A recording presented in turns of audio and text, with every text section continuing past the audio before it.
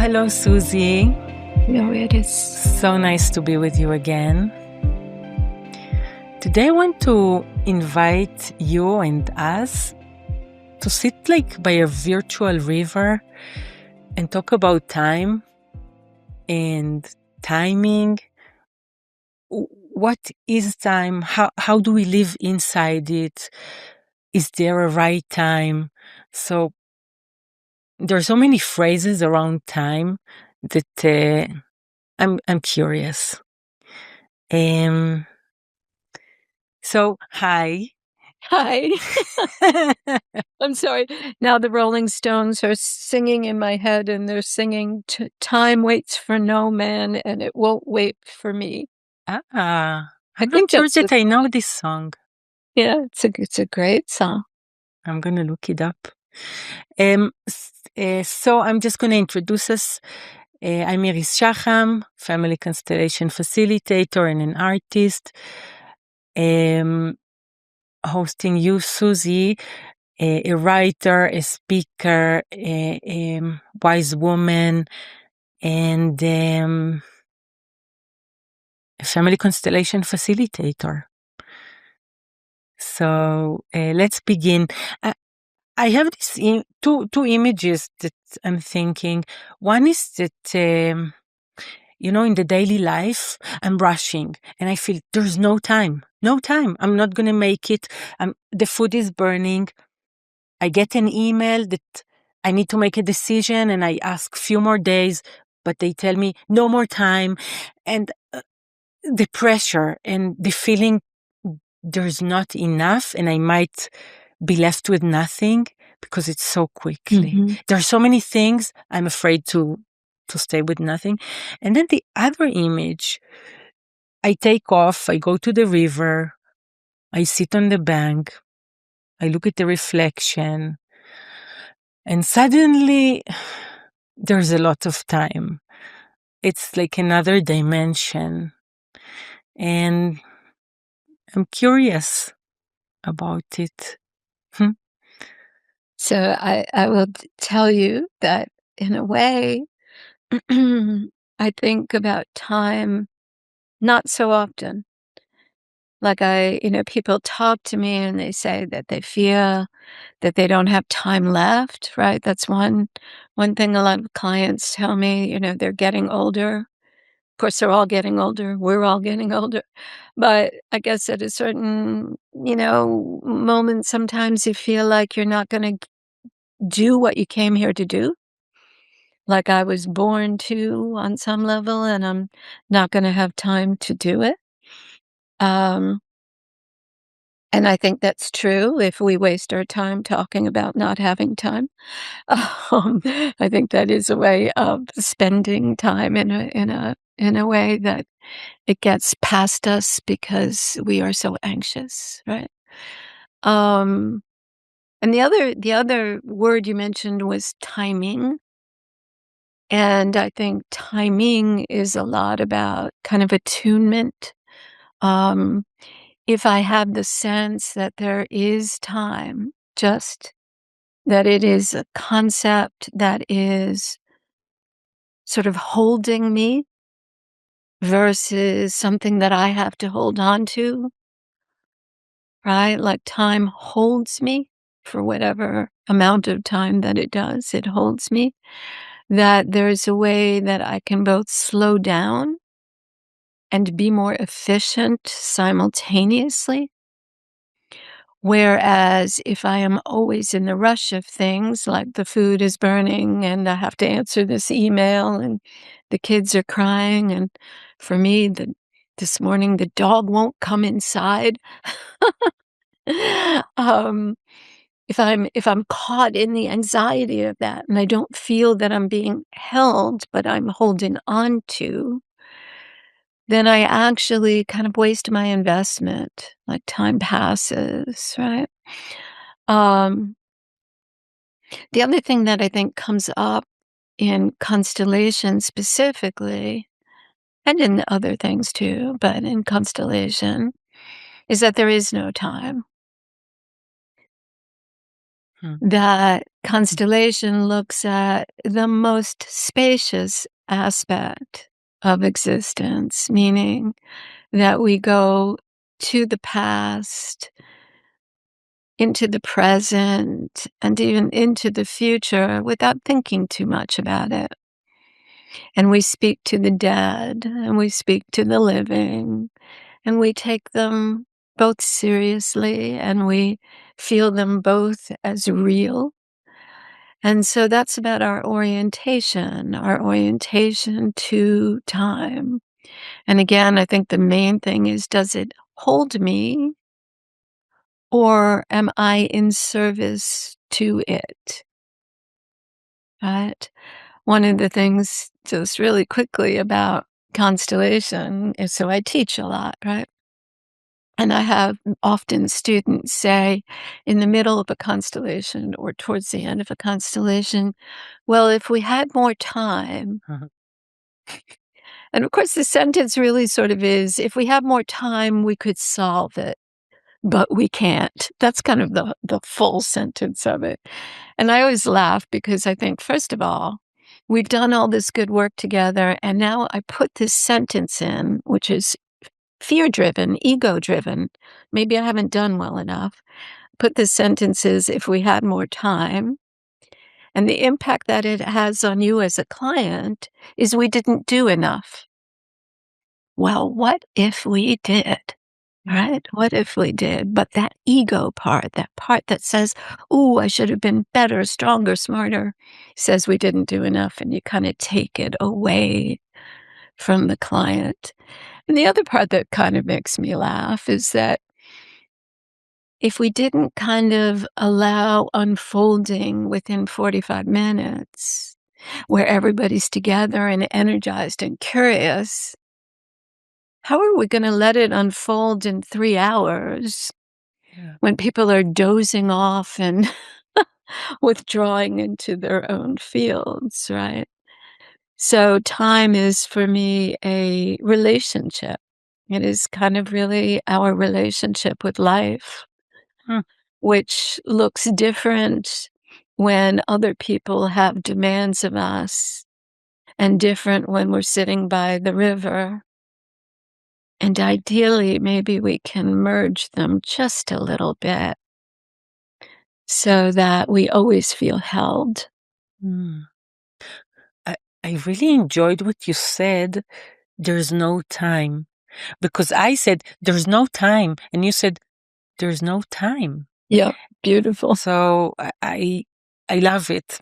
I love it. It's again the place you say it from. Thank you. That was beautiful. I'm really, really curious about the connection between time and the place. I'm not even sure exactly what, but for me, always I'm wondering if I take my place, then I feel more that I have time. Or yeah. Yeah, well, that's very interesting. I do think that, the idea of taking our place, which probably everybody listening knows, but, Bert Hellinger's kind of main, like the crucible of every constellation is, the right place is taken, not given, right? And the invitation is that we tend to our own gardens very seriously. And when we do that with care and lightness and love and ease, we get things done, right? But when we are in the wrong place and we are tending to everyone else's gardens and leaving ours to wither, right? We will never have enough time. We will never have enough time. Interesting. One of my questions that I was about to bring it up much later in the conversation was, is there is there such a thing as the right time? So I love. So here's what I wrote down. I wrote this little note that said timing and attunement. So for me, the right time, first of all, the right time is now, always, Hmm. Yeah. always. And I think it was a writer, and I can't maybe Ursula Le Guin or some writer who said something like, "Don't bother waiting for the right time. There is never a right time. Do it now." Mm. And I do hold to that myself, that when something comes to me, like it comes to me, it's like an emergence, like I want to do this. And if I wait for the right time, I'm not really waiting for time. I'm waiting for something from other people. Mm. And there is a way in which, as long as I step onto the platform of waiting for that train, that's probably what I'm gonna be doing. I'm gonna be waiting, and meanwhile, this thing that emerged in me is gonna be lowering in energy, so that by the time the right time happens, I'm already done with it. You know, when I talk to writers, one of the things I say to them is, talk to people, talk to only a very few people about what you're writing. If you talk to a lot of people and you tell them everything, it's as though you have already done it. You have given it away before you have it. So I feel the same thing about time, that I actually take this step first and then worry about right time, wrong time later, right? The other side of that, which is again kind of really particular to facilitation or any kind of work where we are connecting with other people, that timing or right time is often relational. So I'm working with you. I have some burst of clarity. Now I have two choices. I have the burst of clarity and I just go, Mm. and then it's either could be not received at all or could be received in a terrible way because I haven't bothered to notice that my burst of clarity is not right timed in a relational way for the person I'm working with. Right. Their nervous system is not prepared, right? So there are moments when I have a burst of clarity and I hold it. I don't hold it in. That's not really what I mean. What I mean is I just hold it and then I wait. And I'm waiting for attunement with the other person. And by the time that happens where we are aligned, sometimes this great, brilliant piece of clarity has absolutely no relevance. And I have to kind of allow for that. Like, my brilliance is not so brilliant. Right. Yeah. I, yeah, So it's I very think when yeah. we think about time, we think about it in a relational way, to ourselves, to life, and to others, and it means something slightly different in each case. So I'm trying to make a sense out of this. Um, so let's say I'm sitting with you and I have a feeling of, I don't know, I look at the butterfly, it's flying, but then there's like uh, the relationship with you and how do I use the time to bring the butterfly in or not? Well, you did something interesting there when you described it, right? We were talking about how we both kind of talk with our hands, right? Yeah. So when so you said when I'm working with you, that's this, right? And I see a butterfly. So in doing this, right, I see the butterfly. I have now left you Hmm. because I see the butterfly and I'm following the butterfly. And the butterfly is perhaps a thought, perhaps it's a memory, Perhaps it's a thought that actually belongs in my system and not yours, right? Perhaps it's many things, but now I'm following the butterfly. I actually want to make myself come back to you, timing, and then figure out, wait, is that butterfly relevant? Right? Is it relevant in this moment? Mm. Right? Yeah, I think it's important for very much to facilitators because the timing is so important to either have a big impact or maybe nothing. Or maybe Eh, something bad. or, oh, hopefully not, but okay, yeah. So we Maybe don't the want. person's nervous system is completely fried. Hmm. And in looking at the butterfly, we don't see that. Sorry, go ahead. No, no, no. So I'm thinking with you. So when I work with somebody, it's almost like, first of all, I want to attune to his nervous system. Yeah. I think that's right. And I think, like, it's funny. Recently, I was working with somebody who had tremendous anxiety. And the kind that the person doesn't have to tell you about because you can see it and feel it and know it. And also, sometimes it's resonant, right? Like, I know anxiety. Hmm. And we worked on some things and something came out and it was like a beautiful, mm, collaborative effort. And then the person, because of their anxiety, kind of wanted to go on from that, And, their anxiety met my anxiety, and there was a part of me that also wanted to go on. But instead, I just took just a moment, like, nobody would have even seen it if we were filming, I don't think, and I just sat back for just a moment, and I got to say to myself, "No, I won't go on to the next thing. It would be not right timed. Mm.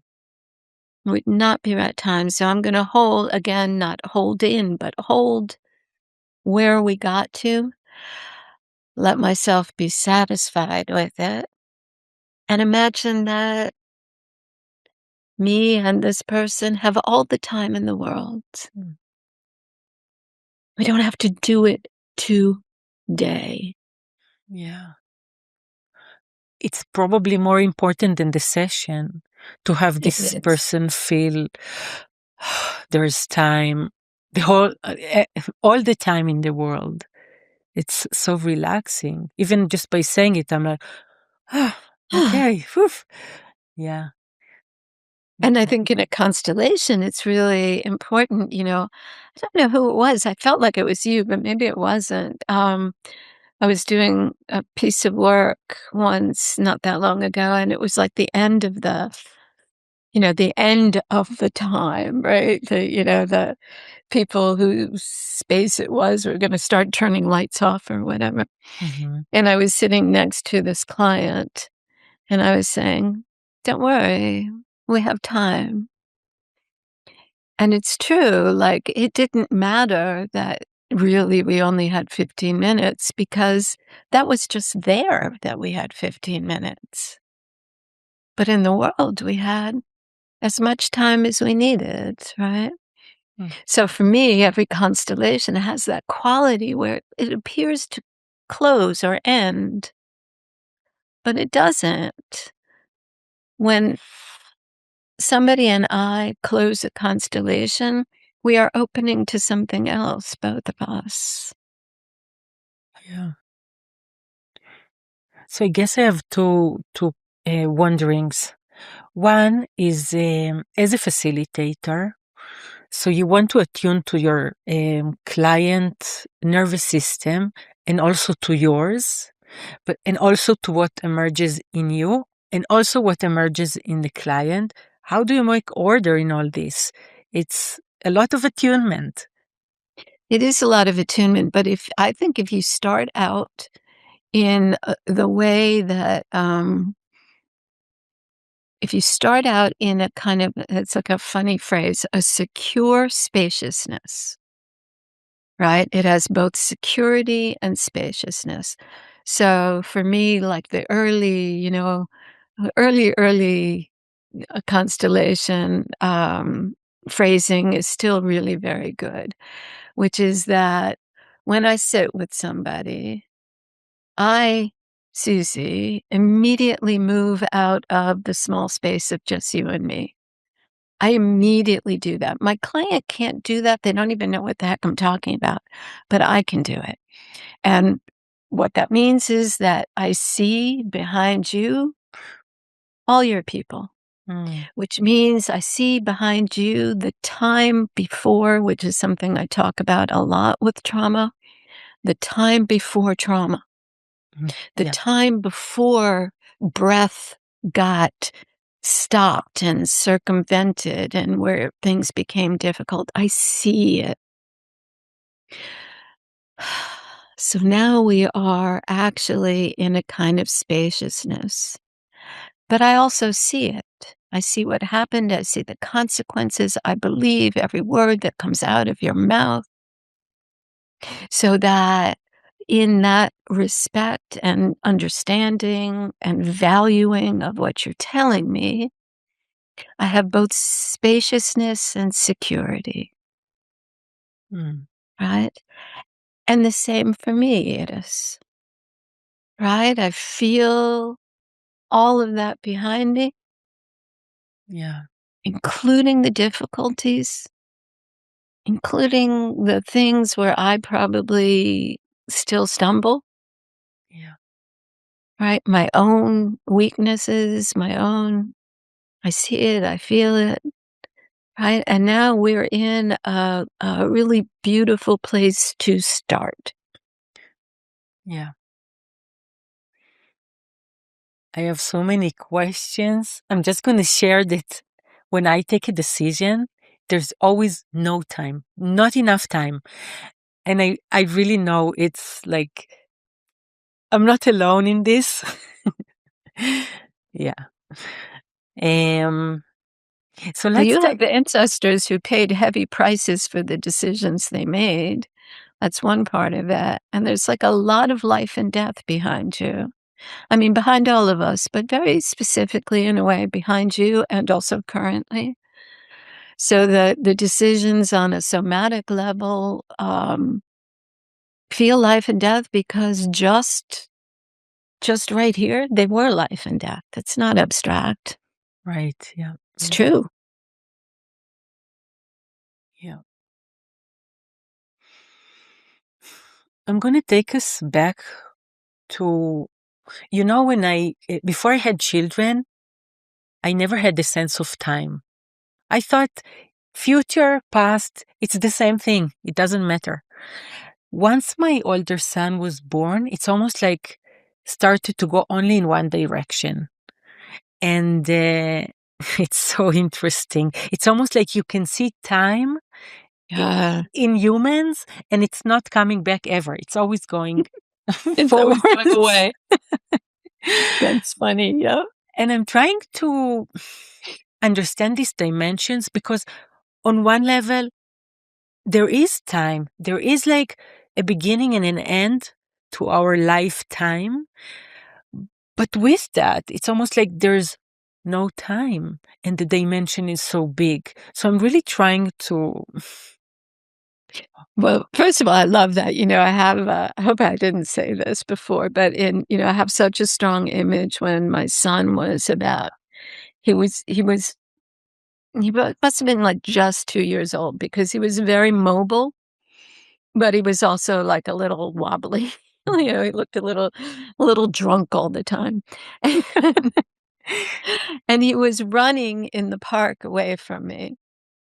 Not away from me, he was just running, and I was behind him, and he was holding a bottle of shampoo, And I had 2 thoughts. One was how funny that bottle of shampoo is like as good a toy as anything. That was the first thought. And then the second thought was, wow, this picture is forevermore. He will always be leaving. Hmm. He will always be leaving. And it was kind of like that bittersweet, picture of like, yes, no, you know. Yeah. Yeah. So I feel like what time does when we have children or when we have projects that we dearly care about, or when we have people we mentor or teach and it's important to us. Um, in other words, when we have the sense of meaning, and legacy, right? That time very heavily goes in this direction, right? And like you said, we can see it, right? We can see the child grow. We can see the student leaving and going on to other things. We can, right? We can see the painting being finished, right? All of that. It's only in that direction. And the rest, or the beauty of the present, I think, is in the kind of liminal space of time going forward, and simultaneously, we are leaning back. Because a part of a child's growth, a student's growth, a painting's completion, uh, uh, mentee being able to take their gifts, part of that is in our ability and willingness to release them to the future. Hmm. And that release requires me, in a way, to lean back into what came before, because I am now a part of what came before, even when Mhm. my child is 2. Yeah. It's so interesting.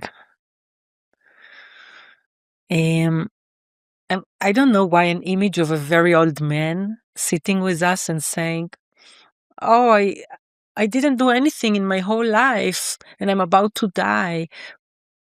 I don't know, this question that many people are sometimes when they're 50, 60, I don't know, reflect and they're like, what actually have I done? Um, so what would you tell this old man? I've worked with him. I've worked with him, right? I think, I think, very old men have it, but I also think people, there are, like, certain ages, like 40. I feel like right now I'm working with a lot of people who are around the age of 40, and they feel the transition from the very long adolescence, which, as we know now, is until about the age of 40, um, into this kind of other part of their life, and they have that feeling too, like, "I've done nothing, I will do nothing." Um, so, uh, I think that's a part of a kind of, almost, s first of all, it's not accurate, period, and it is more part of a kind of masochistic aspect of maybe all of humanity, much of humanity. Mm. And I am, I'm like, I'm not here to convince you that what you did was worthy, because who am I, right? Who am I? Mhm. I don't have that power. But I do have the sense that there's always something that's an image. I've done nothing is an image. And constellation works with imagery. So I'm a little bit interested in where the image came from. Mm. And I'm very interested in what the image that can hold that and more is, Yeah. Yeah, I love right? it. You always find a way to connect it to family constellation. I forget, I already go to the future, and then you're like, no, there's this behind us. So it's great. So, what do you think about synchronism? When you running, You come to the station, the bus come immediately on time. You meet this person, he tells you one word. You know, when things are Okay, I'm gonna get I'm gonna make everybody really mad at me, which, I love to do, right? Why not? I don't I'm a deep believer in coincidence. So I have very close friends whom I love dearly who say there is no coincidence. And for me, that is the beginning of conspiracy theory, actually. okay.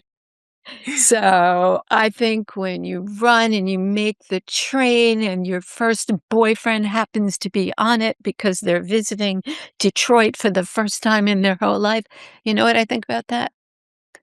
That's so cool. Mm, That's so cool. Let's savor that coincidence. Let's value it. Maybe let's not make it into God's plan. mm. Let's maybe say, wow, wow, right? It's fun. Yeah, because first of all, it reminds me another conversation we had about. I ask you a question. What if a client comes and he wants to go to England because he felt so wonderful there? And you told me, just gather the moment. It's not, it doesn't mean he needs to move to England right away. And I feel it's a little bit the same. Like, oh, appreciate this moment and take it with you. It's nice. Yeah. I have to Because say, yeah. I'm sorry, I was just really quickly, it's a little bit of a funny position that I think people don't like, right? Because what I'm saying is that I don't believe, so it's all beliefs, right? And it's all our beliefs mark some sort of relationship with things. I don't believe I can control reality. That's a big statement because many people might say that, but they actually secretly do believe they can control reality. I can do this, that, and the other to manifest this, that, and the other, right? Um, I don't think coincidence is a dirty word. I think it's a beautiful word. And for me, the kind of oh wow of it has almost like a religious quality to it, you know?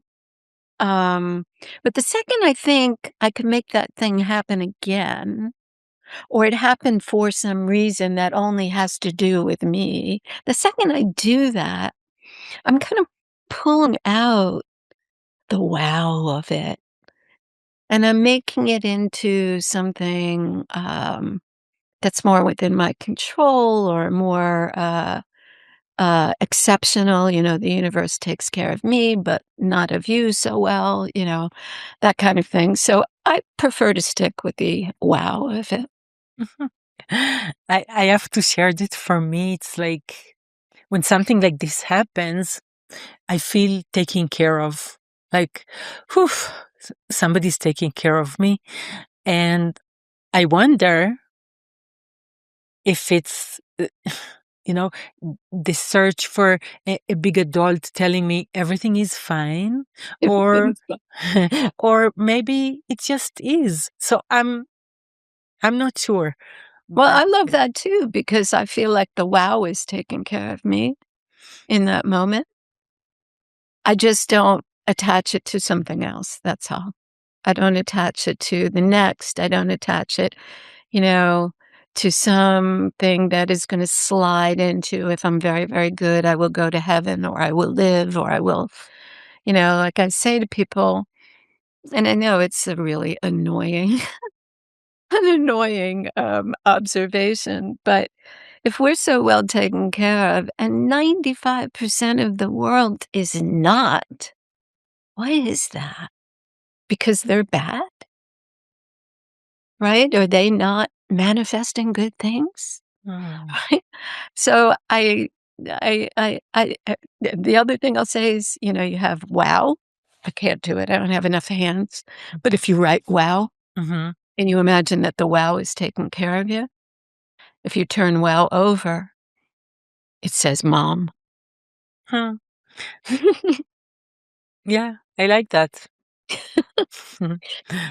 Yeah. I don't know why it takes me, and I'm not sure if I'll put it in the recording, but when I lived in the Dead Sea, I did a picture when my grandfather died. I I drew his funeral and I framed it and I really put effort. And then I had to leave and I packed it in a box. And the people who were in charge told me, no problem, we'll save it until you come back from your traveling. And they put it somewhere. I came back after a year looking for my, treasures. The management changes, no picture. And I was devastated. I was so sad. And then I walked around and I met an older Bedouin guy that worked there. And the chance I would go to his room is zero. But he told me that he has something, I don't remember what, and he invited me to come. And he opened the door and I see the picture hanging on the wall. And I'm, what?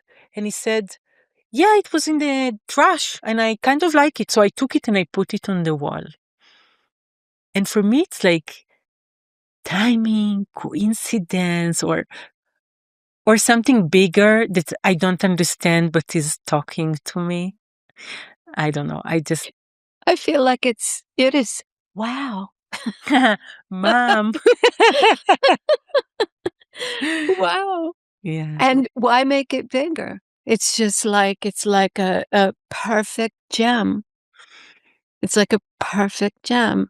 And it did require, because I'm big into agency and capacity and all these words that I use. It does require from him, I don't know, but I know from you what it required was 2 things. One was curiosity.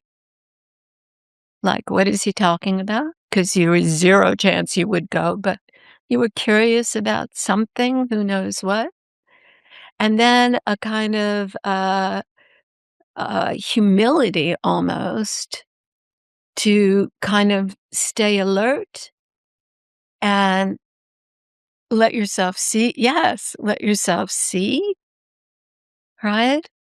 And, that says to me, like, not something about the above, but something about you, Hmm. right? And I always think of this, Iris, I always think of, and I probably said it never recorded, but I love this idea of, when we're really little or when we're young, we look to our parents to take care of us, right? Um, or sometimes we look to God to take care of us, right? And at some point, we begin to imagine that we take care of our parents inside ourselves, right? That's a really good transition.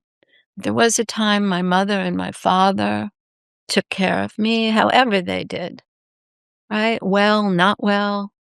They were abusive, they were neglectful, they were wonderful, whatever it is, right? But they took care of me. And rather than stay kind of in the space of wanting more and critiquing them endlessly and all of that stuff, there is a time, and Constellation's certainly concerned with this, where I begin to take care of them within me. Yeah. And I begin to say, wow, you know what? I can take care of my father within me in a way better than he could take care of me, Yeah. right? And the same thing in a way with God or the universe or whatever. Rather than it taking care of me, I begin to think, how will I take good care of it? Hmm. Right? And the cherishing these moments of what I would call coincidence and staying humble and excited and curious. For me, this is taking good care of the forces that we don't understand. Hmm. The bigger forces. the bigger forces.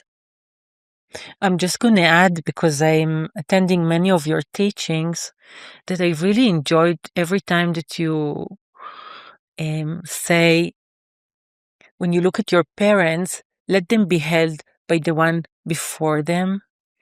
So it's almost like, phew, I don't need to do it, but it's being taken care of. So That's right. I'm gonna. Because I think that's, I mean, going back to your original, theme here, really that's letting time expand so that everybody is taken care of, because the idea that, I have complaints against my mother, whatever they might be, and then the world says, "Well, leave her." And I say to the world, "Well, the thing is, I have complaints, but I can't. How could I leave her? How could I leave her?" But if we extend time and we populate it, then I can begin to see, oh, she already has what she needs, really. And that's not contingent upon her knowing it. It's really contingent upon me knowing it so that I can find better relationship with her and even reclaim love, Hmm. even reclaim love. Do you feel time is like, I know it sounds not so good maybe, but like Play-Doh that we can like. I think time is a construct, a human construct,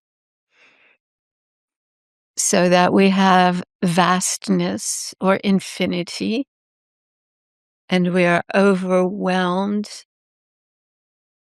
and maybe made lethargic by the concept of infinity.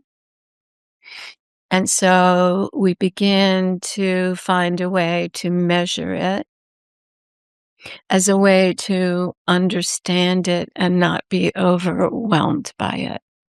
Hmm. So again, if I understand our conversation, instead of us trying to measure time and look above it, let's be humble and let time hold us.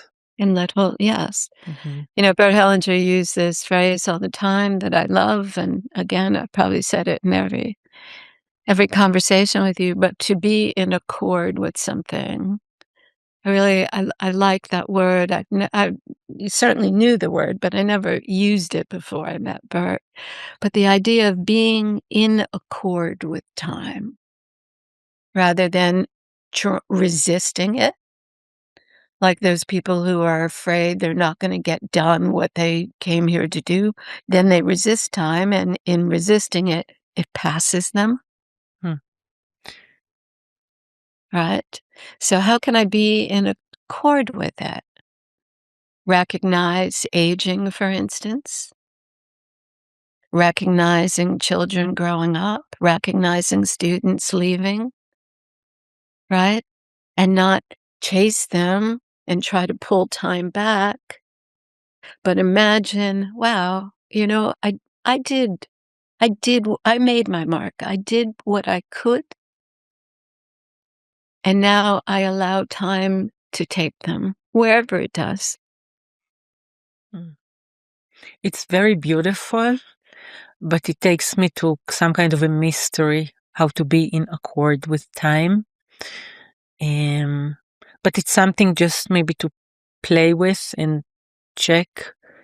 And I think for a good facilitation or therapist work, it's so important to be in accord with time. And I'm wondering if it's a time together with the client, or it's the client time, or. I think the yes, I agree with you, by the way. I think it's really important. And I think it's important in a positive way. Like the negative is just the negative, right? But the positive, and you said it in the beginning, like when we can sit with a client and we can say, we're going to do our best here. And simultaneously, you have time, we have time, there is time.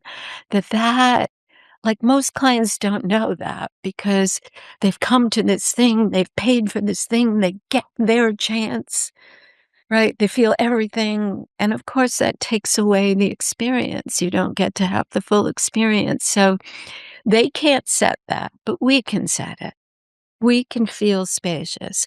We can imagine that, um, when this constellation is kind of over in a sense, that it actually continues in the world, Yeah. right? And that's really a great gift that we have to offer people. But if we pull people into our anxiety about the construct of time, which again is really ego based, right? Like insecure people are actually strangely egotistical. Mm. I know this from personal experience. Right? So if I pull somebody else into that particular anxiety, then I exacerbate whatever issue they're coming with, whatever it is. And I'm saying, yes, we must solve it here as though there is one solution. And I would rather say, hey, let's get somewhere together. Mm. Let's imagine that there is ample time when we leave this room. And let's imagine that so called solution is myriad. It is not one thing. It is not one thing. Yeah. Susie, we are towards the end, and Are we I out of time? no words. All the phrases of time. Paching. There was one thing that you said, and correct me if I'm wrong. You said life is just a timeshare. I really enjoyed it because I never thought about it this way. Um, yeah. Like not in Florida or the Caribbean necessarily, right? Well, I But would like to timeshare in the Caribbeans, but but yeah. but right? I mean, it is. It's an agreement, right? It's an agreement to, it's a first of all, it's a relational agreement. Like, you and I have made this funny, kooky agreement to meet every once in a while and share our time. Why? I don't know.